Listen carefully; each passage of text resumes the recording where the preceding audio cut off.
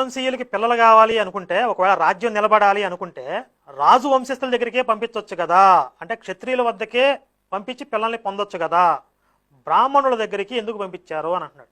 ఇక్కడ కాన్సెప్ట్ ఏంటంటే, బ్రాహ్మణులు అంటే బ్రహ్మజ్ఞానం కలిగిన వాళ్ళు, సాధన ద్వారా దేహాత్మక భావనని అధిగమించిన వాళ్ళు. వాళ్ళకి స్పష్టంగా తెలుసు ఈ శరీరం అనేది ఒక సాధనం మాత్రమే, మన యొక్క ఆధ్యాత్మిక ఉన్నతికి భగవంతుణ్ణి చేరేటటువంటి మార్గంలో ఉపయోగించబడేటటువంటి ఒక సాధనం అనే స్పృహ వాళ్ళకి చాలా స్పష్టంగా ఉంటుంది.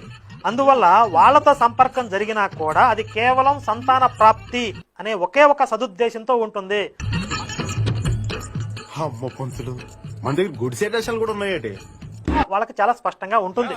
అందువల్ల వాళ్ళతో సంపర్కం జరిగినా కూడా అది కేవలం సంతాన ప్రాప్తి అనే ఒకే ఒక సదుద్దేశంతో ఉంటుంది.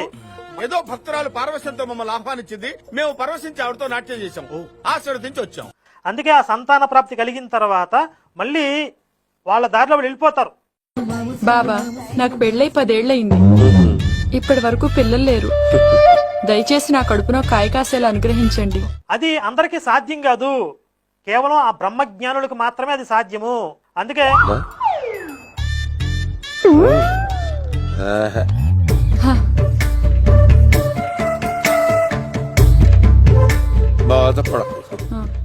ఒక అట్టుపడి కర్మ గెల్లగెల్ల గెల్లగెల్ల గెల్లగెల్ల కాస్తానే ఉంటా. సూపర్ సూపర్ ఏమంటావు? అందుకే ఆ సంతాన ప్రాప్తి కలిగిన తర్వాత మళ్ళీ వాళ్ళ దారిలో వెళ్ళిపోతారు. తపస్సు చేసుకుంటారో, సాధన చేసుకుంటారో, ఆ దైవ మార్గంలో వెళ్ళిపోతారు. అది అందరికీ సాధ్యం కాదు, కేవలం ఆ బ్రహ్మజ్ఞానులకు మాత్రమే అది సాధ్యము.